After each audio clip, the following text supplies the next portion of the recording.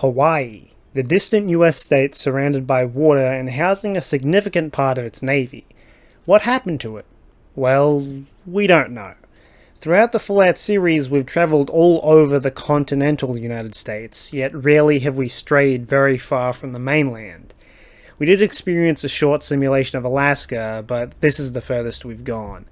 We've never gone into space or anything like that or explored an alien mothership. Nothing like that has ever happened, and if you think it did, it was a dream. It's a shame that we never really left the main part of the US, given that Anchorage was a simulation, because it gives so much opportunity to explore other sides of the post-apocalypse. It's a way of exploring outside of the US without actually leaving the US. I've already talked about a game set in Alaska, so today I'll be talking about the other far isolated US state. So, what would a Fallout Hawaii look like? The first thing we have to establish is the pre-war and Great War effect on the state. Hawaii is far removed from the mainland US, but it is also the closest US state to China. Hawaii is also home to a large portion of America's Navy, being the headquarters of the Pacific Fleet. So it's reasonable to assume that Hawaii played a big role in the Sino-American War. It was probably a launching point for the US invasion of China, and regardless, it would see high activity from being a halfway point for sending supplies to the front lines of China. So the state would likely have a large amount of supplies stuck there after the war. There would also be plenty of military assets like ships, power armor, and many, many weapons. However, given Pearl Harbor houses such a large collection of naval vessels and its instrumental role in America's invasion of China, it's guaranteed it would be hit with multiple nuclear missiles during the Great War. So to sum it up, lots of military equipment and vehicles, but lots of radiation and damage, which could be implemented in a very unique way. The state of Hawaii encompasses multiple different islands, so the movement across the state would require a lot of water traversal. Of course, this could be solved by just placing fast travel points on the edges of each island, but that would be boring.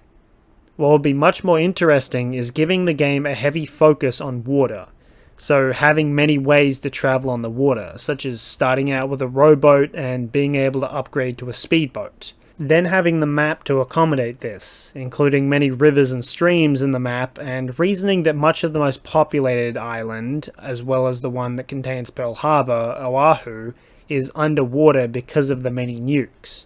Also giving plenty of opportunity for underwater exploring, some of which may include something that was cut from Fallout 4, an underwater vault. Justifying equipment like submersible power armor and underwater weaponry, because believe me, you'll need it. Hawaii doesn't have the greatest selection of land-based predators to choose from. There's plenty of insects which you can giantify, which I admit, a giant centipede or, God forbid, they actually add spiders. That would be terrifying.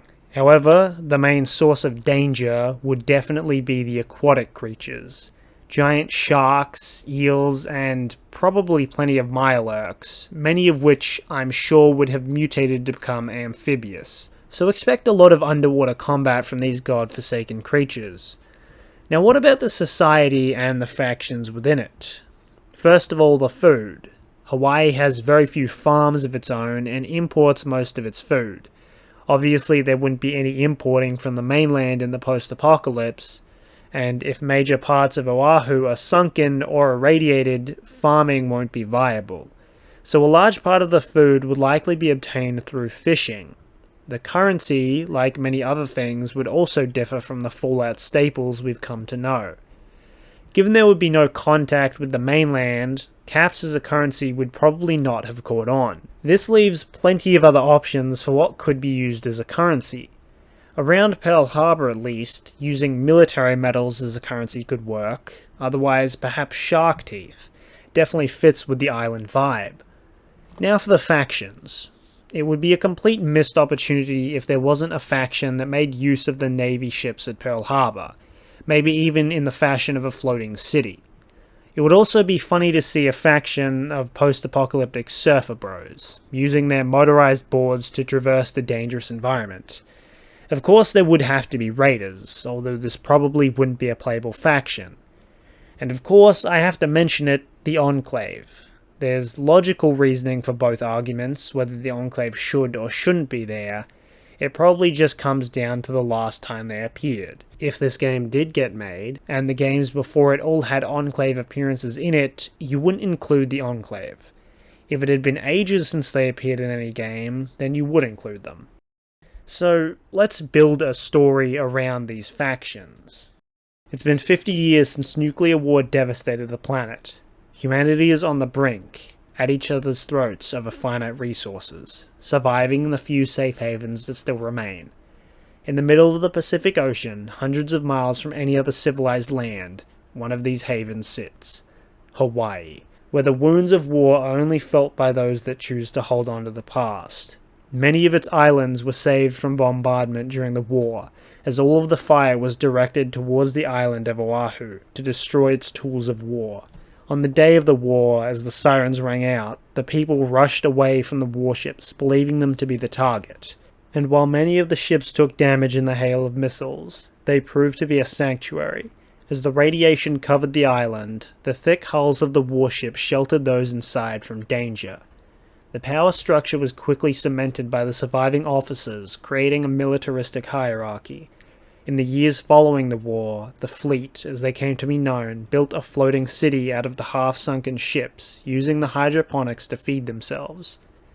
After a number of hurricanes hit the island, blowing much of the radiation away, the ship's dwellers could finally leave their steel tombs for short periods of time. Soon they managed to create a working salvage operation, stripping nearby ships and buildings of materials to repair their own.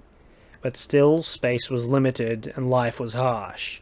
So 30 years ago, when they managed to finally get one of their ships seaworthy, they sent it off to explore the other islands in hopes of finding a sanctuary where they might live as in the before times. Life was soon found on the Central Islands, a group of quasi-civilized hunters that used the ancient art of surfing to catch their prey.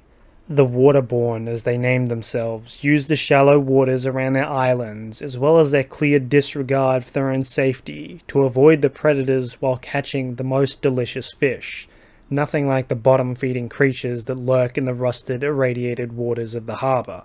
On rare occasions, they even managed to bag a Mano Kanaka, the dangerous shark-like creatures with webbed claws that roam the entirety of the Hawaii Islands.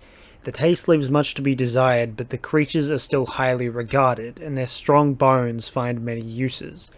But therein lies the problem. The Waterborn only have access to limited Old World resources and knowledge. Thanks to the pirates that inhabit the island of Maui, looting and pillaging everything of value, including basic materials like metal. So a deal was brokered between the Waterborn and the fleet. The fleet would receive fresh fish and in exchange would provide metal and useful knowledge such as masonry and weapon manufacture. With the deal made, the fleet's flagship moved onward, set on exploring the greatest prize, the Big Island. But no sooner did the ship land, was it destroyed by the inhabitants of the Big Island. With the loss of their flagship, the fleet scrambled to make repairs to the smaller vessels in their position to begin trade with the Waterborn and investigate the inhabitants of the Big Island that sank their ship. After many losses of boats in the wild water, the fleet managed to paint a picture of their attackers. In advanced civilization, it looked almost pre-war, and notably using guns salvaged from the ship as coastal defense guns, shooting anything in range. The mountain also appeared to house some sort of base, leading many to believe that was the source of the whirlpools that surround the island, preventing anyone from coming in or out of the state. In the 20 years since, the fleet has devoted its manpower to making all of its ships seaworthy in preparation for an assault of the Big Island, while keeping its trade relationship with the Waterborn, despite pushback within both factions, as the fleet believe they don't need it anymore with their own seaworthy ships capable of fishing, and the Waterborn believing their reliance on the fleet to fuel their growth is erasing their identity. But the leaders of the fleet know they need allies in the coming war, and the Waterborn need the fleet's help against the pirates. Meanwhile, the pirates have only increased in power, thanks to secret support from the Big Islanders. It seems like the whole region is preparing for war, and yet there's something missing, something hiding in the shadows. moving the chess pieces without their knowledge. But will they discover it before it's too late? So that's the draft I came up with for the story. Obviously, the mysterious force operating in the shadows would be the Enclave. This depiction of them would make extensive use of the more mysterious aspect of them, being a background force akin to the invisible watchers from Metro, controlling events behind the curtain. And the perfect place to have this secret group of the Enclave would be at the Kunia facility on the island of Oahu. In reality, it's a multi-leveled above and underground facility operated by the NSA to monitor communications, mainly those of China and North Korea. Definitely the kind of place the Enclave would be. And contrary to the belief of the fleet, this is also where the whirlpools would be controlled from, a pre-war defense mechanism designed to prevent invasion by sea. The whirlpools remain active for reasons only known to the Enclave. This is also what would cut off the island of Kauai from the others, and this island would be where the player character starts off, until finding a way through the whirlpools that has since never been found. From there, you just have the simple task of preventing everyone from going to war, or just ensuring one side wins. And that's basically Fallout Hawaii, a game that will never get made. I'll see you again next month when I decide to actually get off my ass and make another video.